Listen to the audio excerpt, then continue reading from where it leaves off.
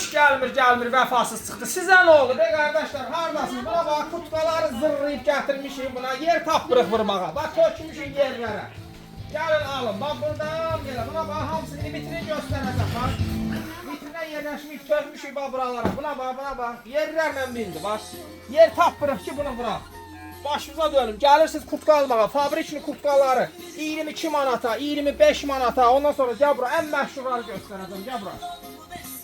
Bax, gedirsiniz 70-80 alırsınız. Bax, ağatlı, qaraqlı oğlanları. Buna bax, gəlin 55 manata qoymuşam. Drakonları axtarırdınız. Gətirmişəm 45 manata qoymuşam. Qiymətini də deyirəm. Buna bax, 80-90 qutu kağıdından buna 120-yə 130 alırsınız. Qardaş, həmin o qudu, indi qud ilə mən bilmirəm bunun içində qu var ya yoxdur, amma elə deyirlər. Hələ həminkindəndir. Biz də qoymuşuq 55 manata. 45 manata. Nə qədər ürəyin istəyir ala.